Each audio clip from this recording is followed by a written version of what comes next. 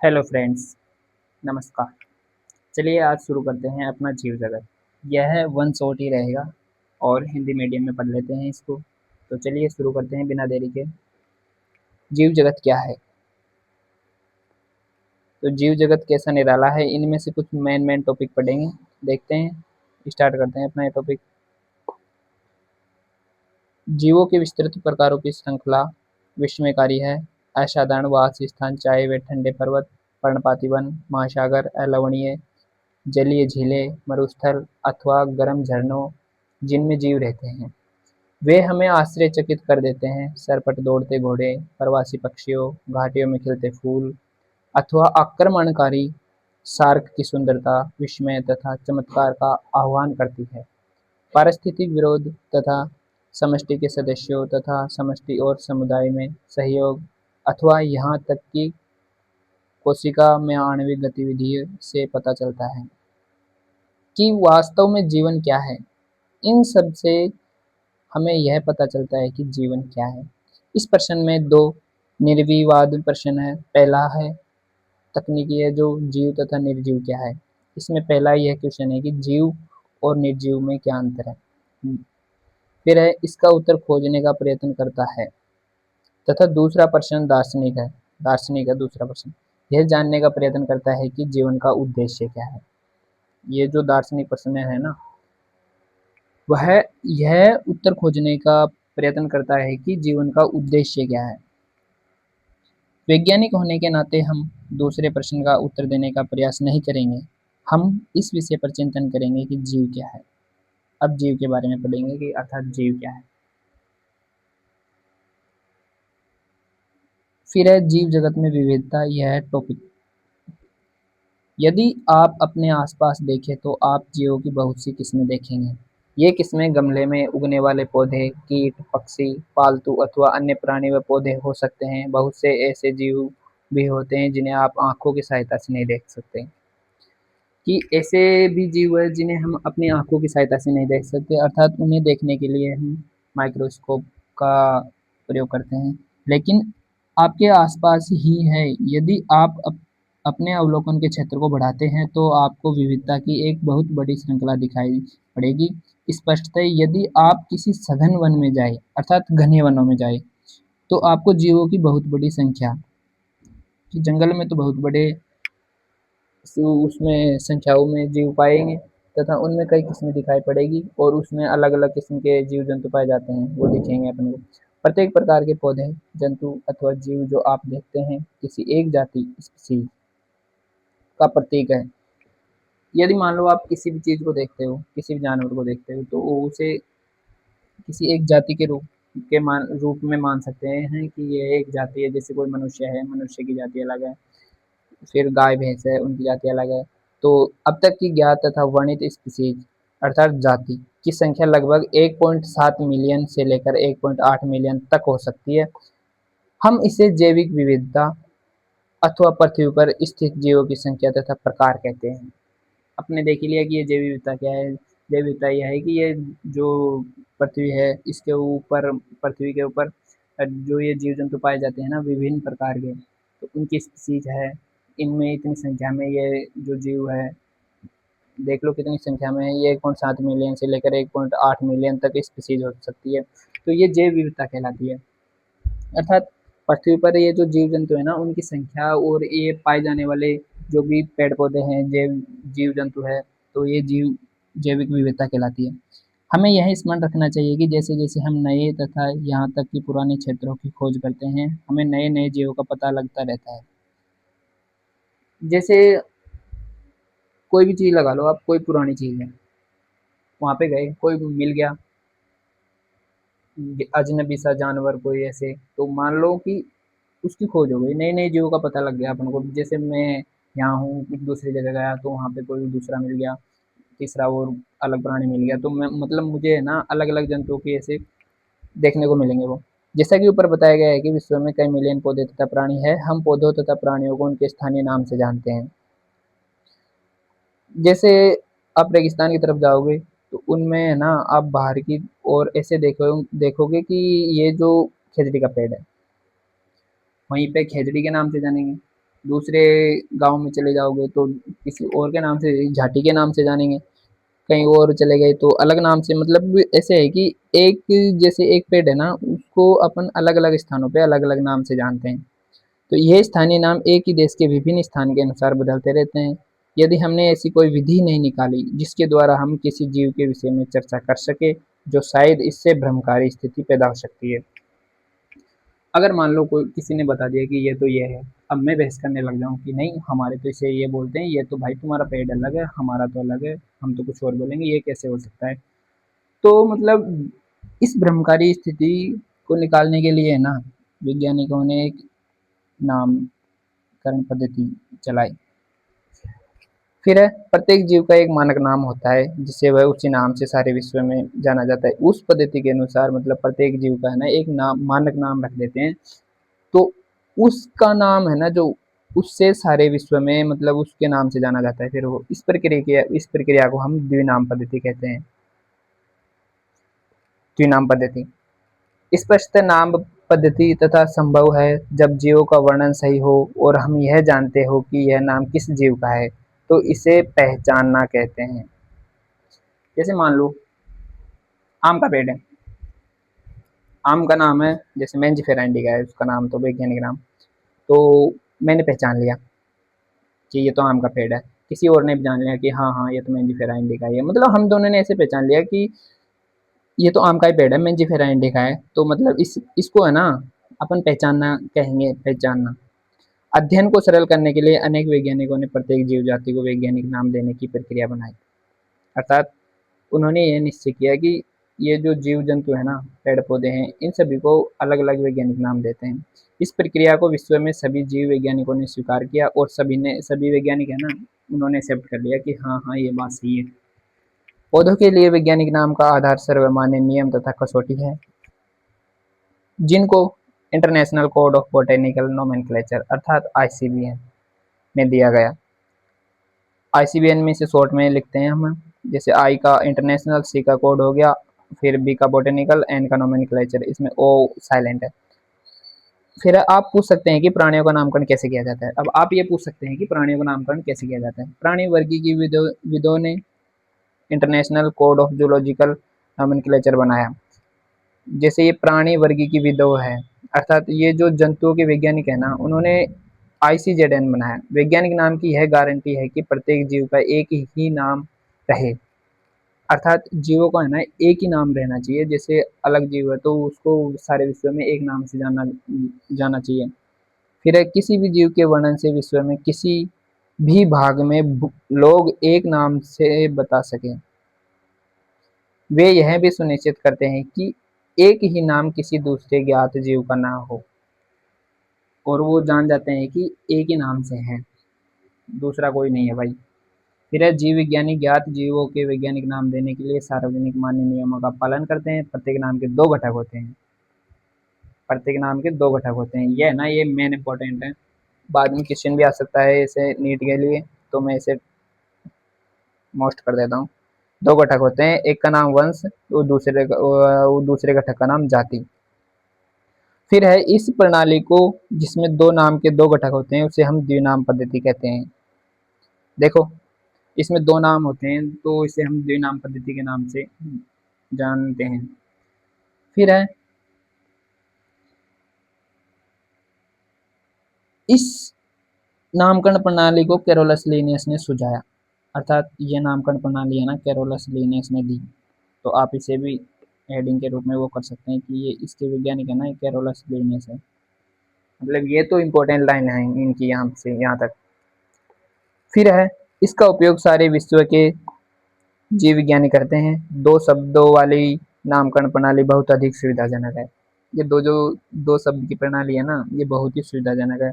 आओ आपको आम के उदाहरण द्वारा वैज्ञानिक नाम देने की विधि को समझाइए। आम का वैज्ञानिक नाम मेंजिफेरा इंडिका है। ये लो, ये आ गया आम का वैज्ञानिक नाम, मैंने बताया था अभी आपको। तब आप यह देख सकते हैं कि यह नाम कैसे द्विपद है। इस नाम में मेंजिफेरा वंश नाम है, जैसे मैं इधर समझा देता हूँ आपको। ये जो मेंजिफेरा इंडिका है, मेंजिफेरा इंडिका, इसमें ये जो नाम है ये तो वैज्ञानिक नाम हो गया कंप्लीट। और ये जो नाम है ना, ये वंश नाम है, वंश का नाम है। और ये जो नाम है, ये इस चीज का नाम है। तब आप ये देख सकते हैं कि नाम कैसे द्विपद है। इस नाम में मेंजिफेरा वंश का नाम है। ये जो नाम है ना, ये वंश का नाम है, वंश। जबकि इंडिका एक विशिष्ट स्पीसीज अथवा जाति संकेत पद है। ये जो इंडिका है, ये जाति है। फिर है द्विन वो नाम पद्धति के अन्य सार्वजनिक नियम लिखित है। अब ये देखो, ये लिखित नियम है ना, ये बहुत इंपॉर्टेंट है एग्जाम की दृष्टि से। जैविक नाम प्राय लैटिन भाषा में होते हैं, अर्थात ये जो इनका बायोलॉजिकल नेम है ना, ये लैटिन भाषा में होते हैं और तिरछे अक्षरों में लिखे जाते हैं। और इनके ये जो लिखने का तरीका है ना, मतलब तिरछे अक्षरों में लिखते हैं। इनका उद्भव चाहे कहीं से भी हुआ हो, इन्हें लैटिनीकरण अथवा लैटिन भाषा का व्युत्पन्न समझा जाता है। फिर है जैविक नाम में पहला शब्द वंश नाम होता है। अभी देख लिया कि अपन ने ये मेंजिफेरा इंडिका है, यहीं पे भी लिख देते हैं मेंजिफेरा इंडिका। ये जो नाम है, ये वंश का नाम है। और ये है, ये जाति का नाम है। इसके बाद में अपन देखते हैं कि जैव नाम को हाथ से लिखते हैं, तब दोनों शब्दों को अलग अलग रेखांकित अथवा छपाई में तिरछा लिखना चाहिए। यह रेखांकन उनके लैटिन उद्भव को दिखाता है। मतलब ये ऐसे बता रहा है कि जैसे अपन ने मेंजिफेरा नाम लिखा है ना, मेंजिफेरा इंडिका,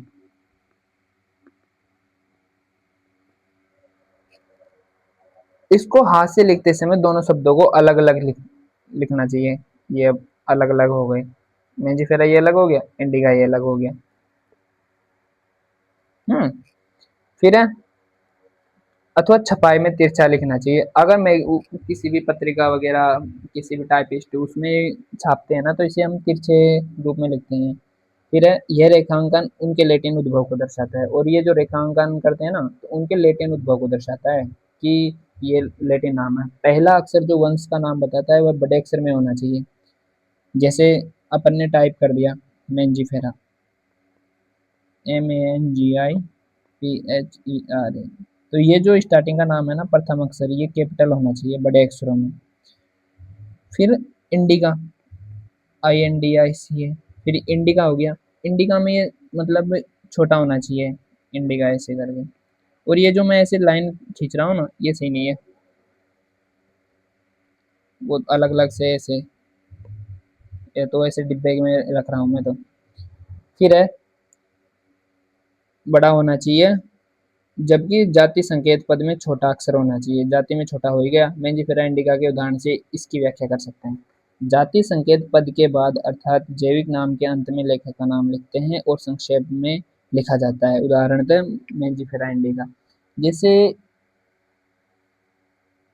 ये जो लेखक है, अर्थात जिसने ये नाम दिया, मेंजिफेरा इंडिका नाम दिया, इसकी सर्च की, इसकी खोज की, तो उसका नाम है ना, ब्रैकेट में ऐसे शॉर्ट में लिखते हैं यहीं पे।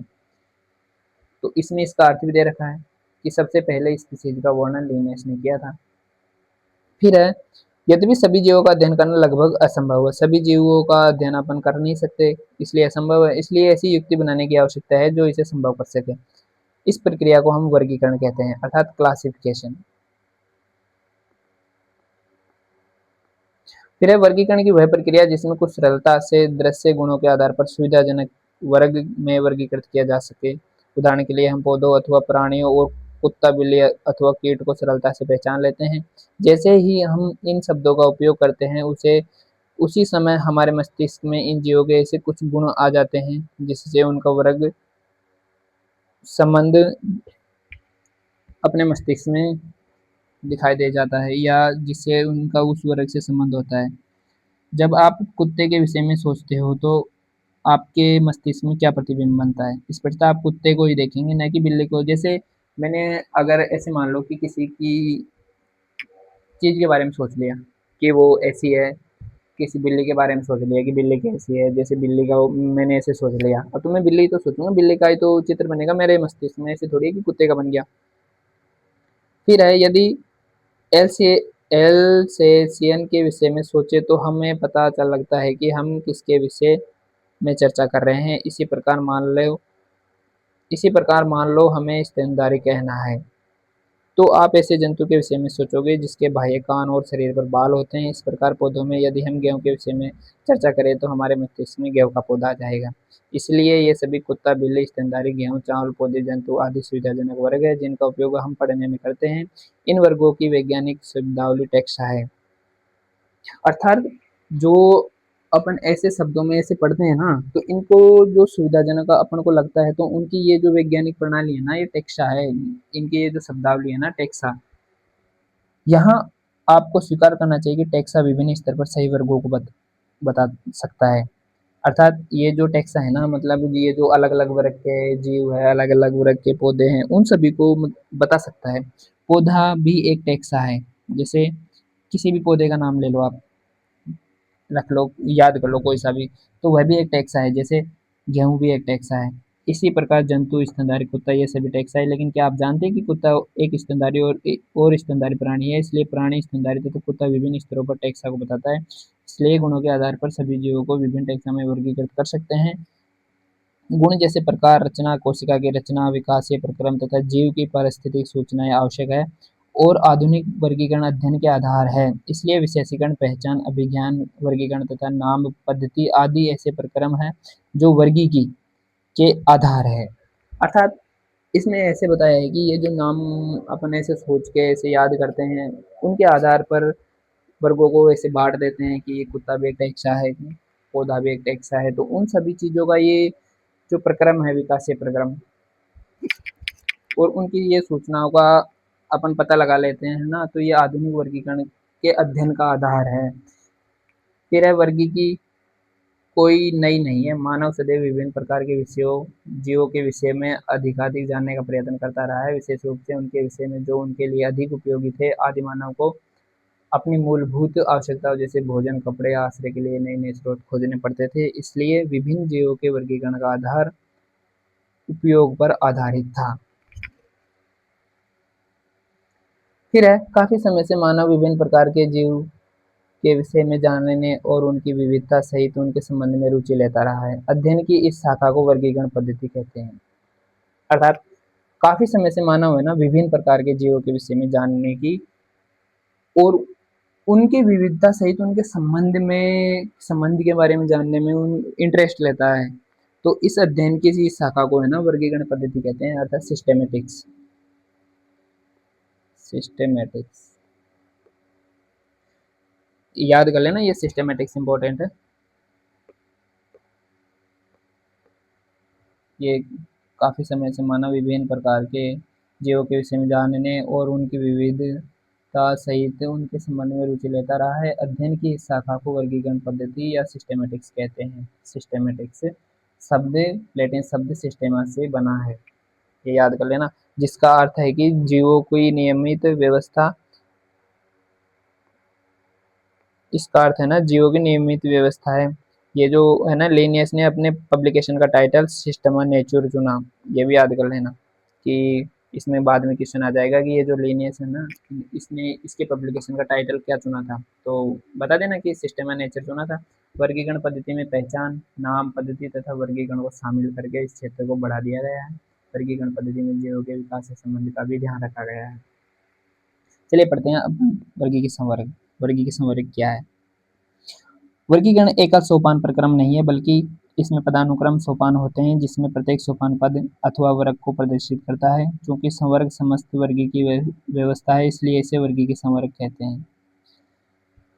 ये ऐसे बता रहा है कि ये जो वर्गीकरण है ना, एकल सोपान प्रक्रम नहीं है, बल्कि इसमें पदानुक्रम सोपान होते हैं। इसमें पद के अनुसार ये जो पद का क्रम है ना, उनके सोपान होते हैं जिसमें प्रत्येक सोपान पद अथवा वर्ग को प्रदर्शित करता है। फिर है चूंकि संवर्ग समस्त वर्गी की व्यवस्था है, ये जो संवर्ग है ना, ये समस्त वर्गी की व्यवस्था है, इसलिए इस वर्गी के संवर्ग कहते हैं। और तभी सारे संवर्ग मिलकर वर्गी की पदानुक्रम बनाते हैं। ये इंपॉर्टेंट है भाई, यहाँ से यहाँ तक। फिर है प्रत्येक संवर्ग वर्गीकरण की एक इकाई को प्रदर्शित करता है। वास्तव में यह एक पद को दिखाता है और इसे प्राय वर्गक कहते हैं। पहले ही बता दिया था मैंने आपको ये वर्गीकी वर्ग के बारे में। अब ये इसमें ये दिखा रहा है कि वास्तव में यह एक पद को दिखाता है जिसे प्राय वर्ग कहते हैं। जैसे एक पद दिखा दिया किसी ने, उसमें अपन ने पढ़ ही लिया था कि ये जो पौधे हैं इनका भी एक अलग से वर्ग है, ये जो जंतु है अलग से वर्ग है। तो उन सब के बारे में ऐसे अलग अलग से ये जो दिखा रखा है ना, इसे टेक्सोन कहते हैं। वर्गीय की संवर्ग अथवा पदानुक्रम का वर्णन एक उदाहरण द्वारा कर सकते हैं। चलो इसके एग्जांपल लेते हैं। कीट जीवों के एक वर्ग को दिखाता है जिसमें एक समान गुण, जैसे 3 जोड़ी संधिपाद। संधिपाद अर्थ होता है टांगे। इसका अर्थ है कि कीट स्वीकारणीय सुस्पष्ट जीव है जिसका वर्गीकरण किया जा सकता है, इसलिए इसे एक पद अथवा संवर्ग का दर्जा दिया गया है। क्या आप ऐसे किसी जीव के अन्य वर्ग का नाम बता सकते हैं? स्मरण रहे कि वर्ग संवर्ग को दिखाता है। प्रत्येक पद अथवा वर्गक वास्तव में वर्गीकरण की एक इकाई को बताता है। ये वर्गक वर्ग या संवर्ग सुस्पष्ट जैविक है, ना कि केवल आकारिक समूह है। फिर है, सभी ज्ञात जीवों के वर्गीकीय अध्ययन से सामान्य संवर्ग जैसे ज्ञात जगत किंगडम, ये जो जगत है इसे हम किंगडम इंग्लिश में लिखते हैं, ये किंगडम। फिर ये संघ फाइलम,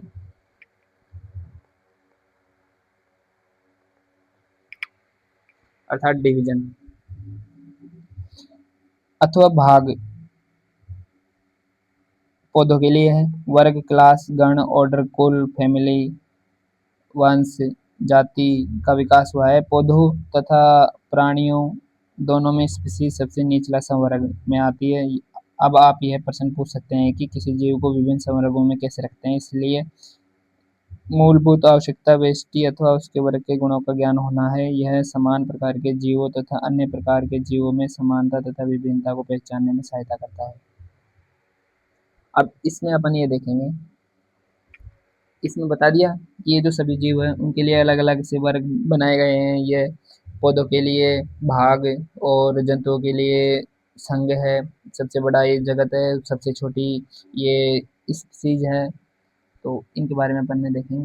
इनका पहले वो देख लेते हैं, इनका क्रम देख लेते हैं। इसे मैं आपको बता दूं, इस ये ट्रिक है केपीसी ऑफ जी एस, ऐसे याद कर लेना, असेंडिंग डिसेंडिंग ऑर्डर। ये जो स्पीसीज है ना, ये सबसे छोटी, और ये जो किंगडम है ना, ये सबसे बड़ा है। ऐसे याद कर लेना आपको। कैसे किंगडम हो गया, पी से फाइलम हो गया, फाइलम और डिवीजन। क्योंकि डिवीजन है ना भाग ये पौधों के लिए, वो फाइलम संघ, फाइलम तो जंतुओं के लिए हो गया, फाइलम या डिवीजन, ये डिवीजन है, ये पौधों के लिए हो गया। फिर है क्लास, फिर है ऑर्डर,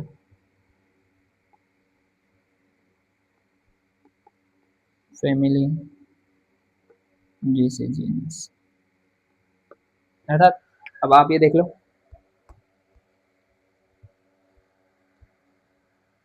कैसे किंगडम हो गया, किंगडम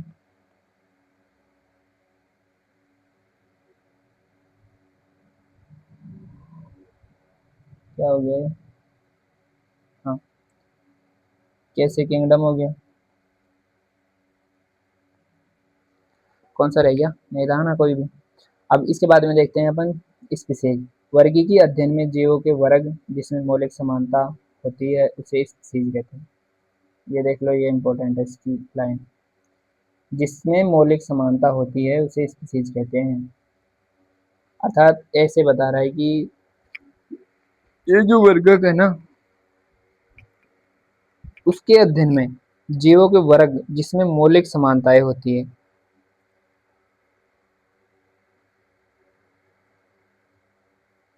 7 हो गए ना ये, 1 2 3 4 5 6 7, हाँ।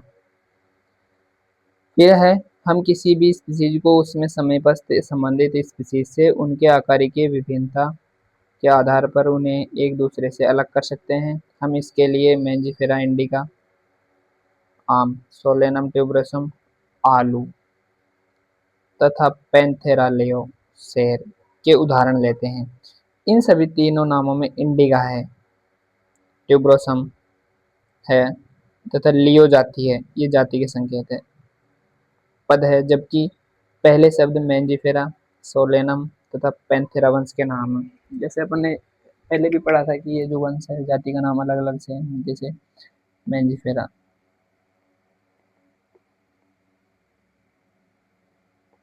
इंडिका, ये तो वंश का नाम हो गया और ये जाति का नाम हो गया। सभी में पढ़ा था अपन ने कि अब ये सोलेनम ट्यूबरोसम हो गया, सोलेनम ट्यूबरोसम, ये जाति हो गई, ये वंश हो गया। फिर है, यह टैक्सा अथवा संवर्ग का भी निरूपण करते हैं। प्रत्येक वंश में एक अथवा एक से अधिक जाति संकेत पद हो सकते हैं जो विभिन्न जीवों जिनमें आकार के गुण समान हो को दिखाते हैं।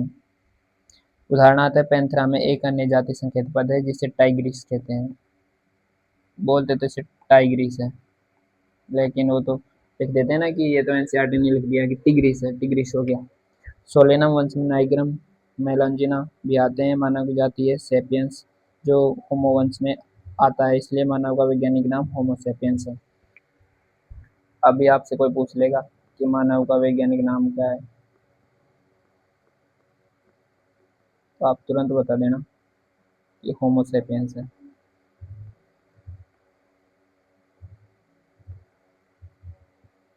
उसके बाद में आता है वंश,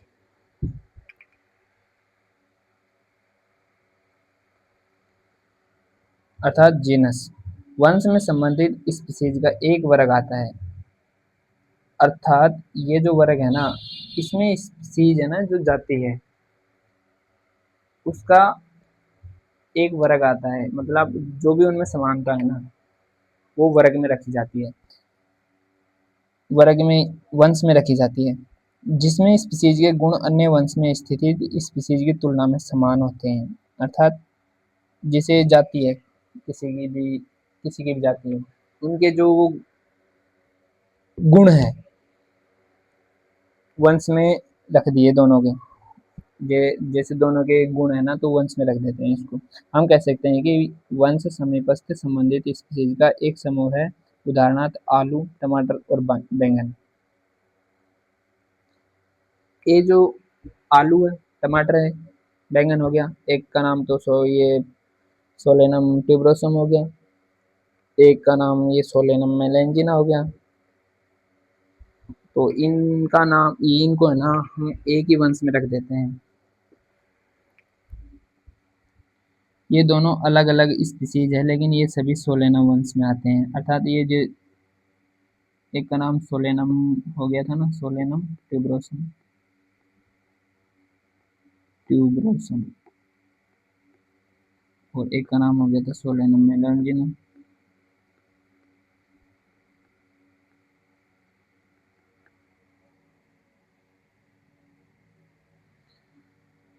तो एक ही वर्गों में रखेंगे इनको। फिर है शेर, चीता तथा पैंथर टाइग्रिस। एक कहाँ गया, शेर हो गया, चीता हो गया, एक बाघ है शायद इसमें, जिनमें बहुत से गुण हैं, वे सभी पैंथरा वंश में आते हैं। जैसे अलग अलग से ये है, ये जो सभी है ना पैंथरा उसमें आएंगे, पैंथरा के वर्ग में आएंगे। यह वंश दूसरे वंश फेलिस, जिसमें बिल्ली आती है, फेलिस वर्ग है ना, बिल्ली आती है इसके अंदर। फिर आता है कुल, अगला संवर्ग कुल है जिसमें संबंधित वंश आते हैं। वंश के स्पीशीज की तुलना में कम समानता प्रदर्शित करते हैं। कुल के वर्गीकरण का आधार पौधों के कायिक तथा जनन गुण है। ये जो कुल है ना, इनका आधार पौधों का कायिक और जनन गुण है। कायिक अर्थात वेजिटेटिव, और जनन रिप्रोडक्शन गुण है कि कैसे कैसे ये जनन करते हैं, उनका कैसे क्या होता है, तो उनके अनुसार इनको बांट दिया गया है इनके कुल में। इसके एग्जाम्पल है पौधों में तीन विभिन्न वंश सोलेनम, पिटूनिया तथा धतूरे को सोलेनेसी कुल में रखते हैं, जबकि प्राणी वंश पैंथेरा जिसमें शेर, बाघ, चीता आते हैं, को फेलिस के साथ फेलिडी कुल में रखे जाते हैं। इसी प्रकार यदि आप बिल्ली तथा कुत्ते के लक्षण को देखो तो आपको दोनों में कुछ समानताएं तथा कुछ विभिन्नताएं दिखाई देगी। उन्हें क्रम से दो विभिन्न कुलों कैनिडी तथा फेलिडी में रखा गया है। जैसे दोनों को है ना अलग अलग कुल में रख दिया, एक को कैनिडी में रख दिया और एक को ये फेलिडी में रख दिया, एक को कैनिडी में रख दिया, दोनों को अलग अलग में रख दिया। फिर इसके बाद में पढ़ते हैं अपन गण।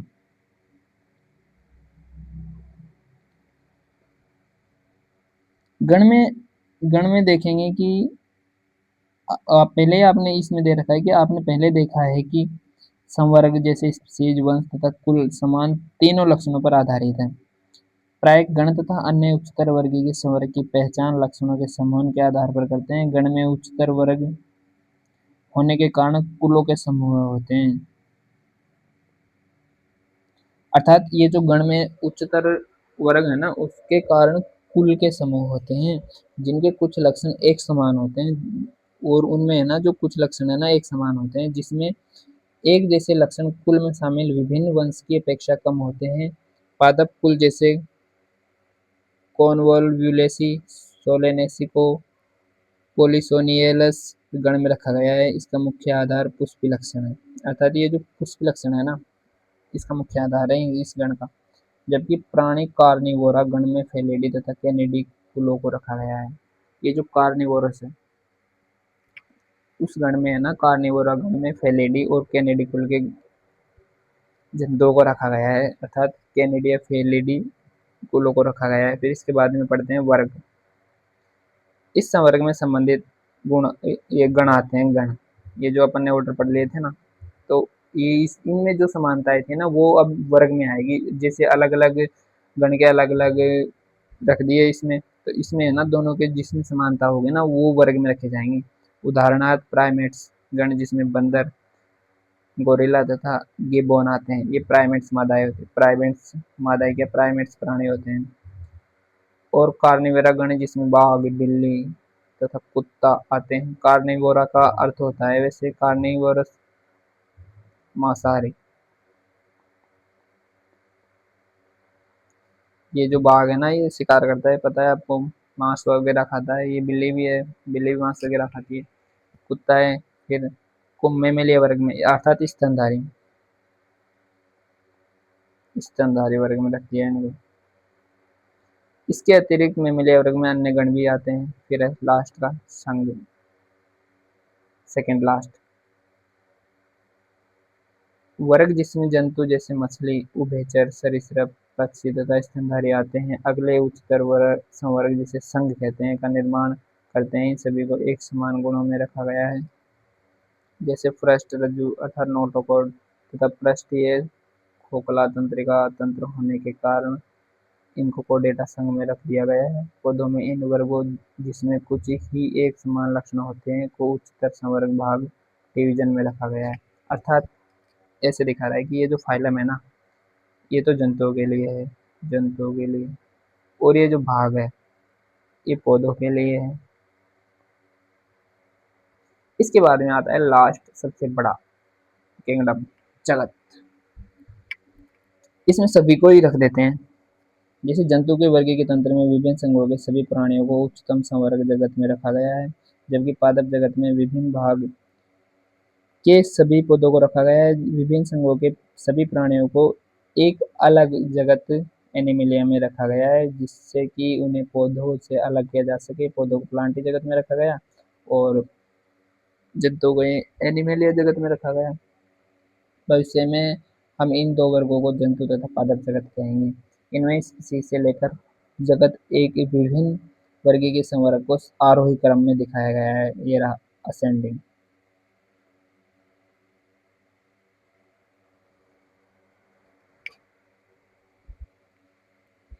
ये आरोही क्रम है, देख लो।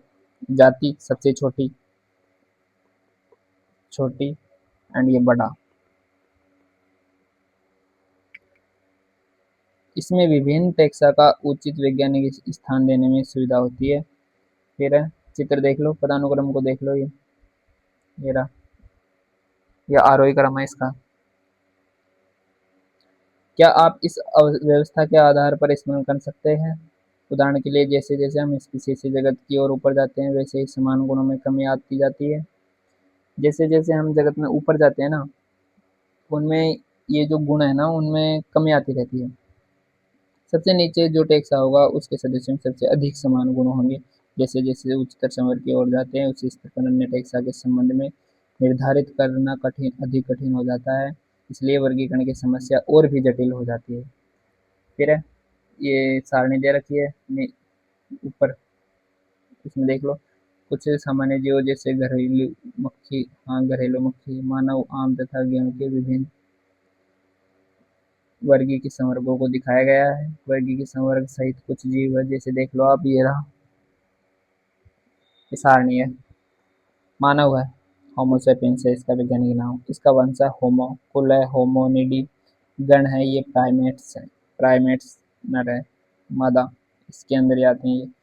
वर्ग है मेमेलिया, संघ है कोर्डेटा, अर्थात जिसमें पृष्ठरज्जु पाई जाती है, नोटोकॉर्ड। फिर है घरेलू मक्खी, मस्का डोमेस्टिका, वैज्ञानिक नाम है इसका, वंश है इसका मस्का, कुल है इसकी म्यूसिडी, गण है इसका डिप्टेरा और वर्ग है इंसेक्टा। संघ देख लो, ऑर्थोपोडा का नाम, ऑर्थोपोडा के नाम से नाम में है। फिर है आम, आम का नाम है मेंजिफेरा इंडिका, इसका वंश मेंजिफेरा है, कुल एनाकार्डियेसी है, गण सेपिंडेल्स है, वर्ग इसका डाइकोटिलिडीनी है और संघ है इसका, संघ इसका संघ नहीं होगा, ये पादप है ना तो इसका ये डिवीजन होगा अर्थात भाग होगा। ये पादपों में भाग पाया जाता है, भाग, भाग के रूप में जानते हैं इसे। फिर एक गेहूं, ट्रिटिकम एस्टिवम, वंश है इसका ट्रिटिकम, कुल है इसकी पोएसी और गण है इसका पोएल्स और वर्ग है इसका मोनोकोटिलिडनी, अर्थात एक बीजपत्र। ये एक बीजपत्री, ये डाइकोटिलिडन है अर्थात ये द्विबीजपत्री ऐसे, और एंजियोस्पर्मी है।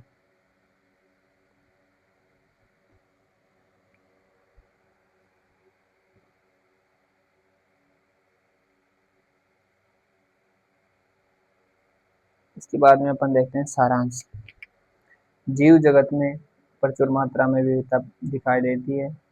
असंख्य पादप तथा प्राणियों की पहचान तथा उनका वर्णन किया गया है, परंतु अब भी इनकी बहुत बड़ी संख्या अज्ञात है। जीवों के एक विशाल परिसर को आकार, रंग, आवाज, शरीर, क्रियात्मक तथा आकारिकीय लक्षणों के कारण हमें जीव की व्याख्या करने के लिए एक बाधित होना पड़ता है। जीवों की विविधता तथा इनकी किस्मों के अध्ययन को सुसाध्य एवं सरल बनाने के लिए जीव वैज्ञानिकों ने कुछ नियम दिए तथा सिद्धांत दिए, जिससे जीवों की पहचान, उनका नाम, पद्धति तथा वर्गीकरण संभव हो सके। ज्ञान की इस शाखा को वर्गीय के नाम दिया। वो जो पहचानने की टेक्निक है ना, उससे इसने वर्गीय के नाम दे दिया। पादपों तथा प्राणियों की विभिन्न स्पीशीज का वर्गीय के अध्ययन कर शिवानिकी और हमारे जैव संसाधन में विभिन्नता के सामान्य ज्ञान में लाभदायक सिद्ध हुए। वर्गीकी के मूलभूत आधार जैसे जीवों की पहचान, उनका नामकरण तथा वर्गीकरण विश्वव्यापी रूप से अंतरराष्ट्रीय कोड के अंतर्गत विकसित किया गया है। समरूपता तथा विभिन्नता को आधार मानकर प्रत्येक जीव को पहचाना गया है तथा उसे द्विनाम दिया गया है, जिसके अंदर वंश और जाति का नाम होता है। सही वैज्ञानिक तंत्र के अनुसार द्विपद नाम पद्धति जीव वैज्ञानिक नाम जो दो शब्द से मिलकर बना होता है दिया जा सकता है। बता दिया मैंने आपको। जीव वर्गीकरण तंत्र में अपने स्थान को प्रदर्शित करता है। बहुत से वर्ग या पद होते हैं जिन्हें प्राय वर्गीय की संवर्ग अथवा टैक्सा कहते हैं। यह सभी वर्ग वर्गीय की पदानुक्रम बनाते हैं। ये जो सभी वर्ग है ना, ये टेक्सोनोमी हायरार्की बनाते हैं, हायरार्की। इसे हम ऐसे बोल सकते हैं, टेक्सोनोमी हायरार्की, हायरार्की।